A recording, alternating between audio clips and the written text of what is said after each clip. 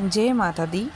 साल 2024 की शारदीय नवरात्रि चल रही है। इस दौरान माँ दुर्गा के 9 रूपों की पूजा की जाती है।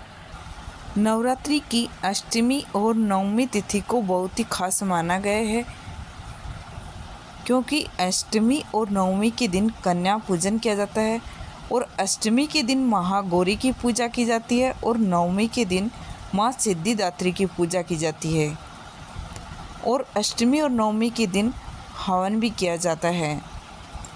इस बार अष्टमी और नवमी तिथि को लेकर काफ़ी कन्फ्यूजन चल रहा है। इस बार अष्टमी और नवमी तिथि एक ही दिन पड़ रही है, यानी 11 अक्टूबर शुक्रवार के दिन अष्टमी और नवमी दोनों ही तिथियां पड़ रही हैं। तो चलिए जान लेते हैं इस वीडियो में कि कन्या पूजन के शुभ मुहूर्त क्या है। इस बार अष्टमी और नवमी तिथि का व्रत 11 अक्टूबर शुक्रवार के दिन रखा जाएगा।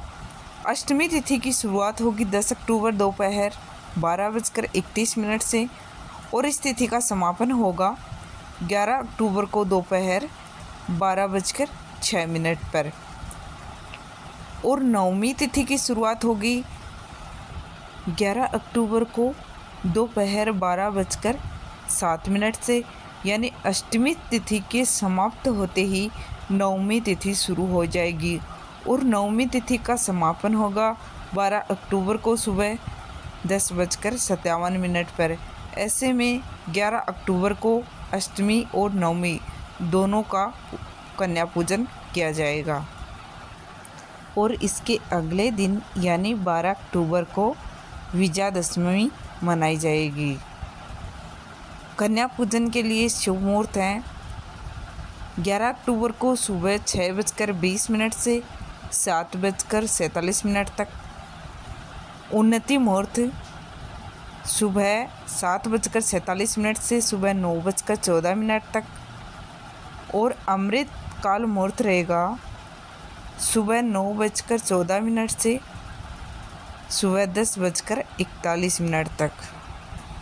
राहुकाल का समय रहेगा 11 अक्टूबर को दोपहर 10:41 से दोपहर 12:08 तक।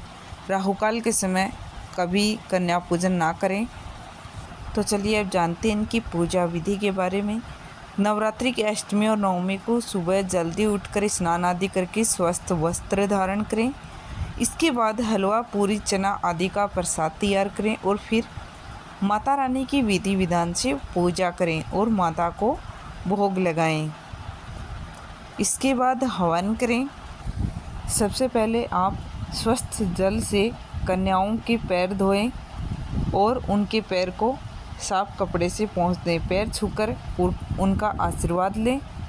कन्याओं के पैर छूने से सभी पापों का नाश होता है। उनको तिलक लगाएं और सभी को कलावा बांधें।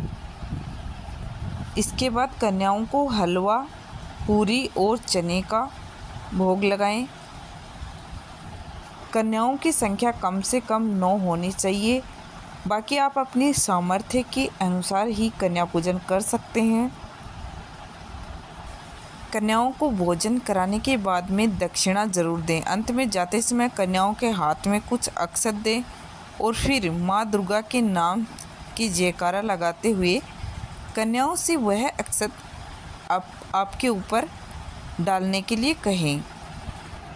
अंत में उनके पैर छूकर उनका आशीर्वाद जरूर लें और उन्हें हंसी खुशी से विदा करें। उम्मीद करती हूँ कि आपको यह जानकारी पसंद आई होगी। जानकारी पसंद आई हो तो कमेंट बॉक्स में जय माता दी लिखिएगा और चैनल को सब्सक्राइब कर लीजिएगा।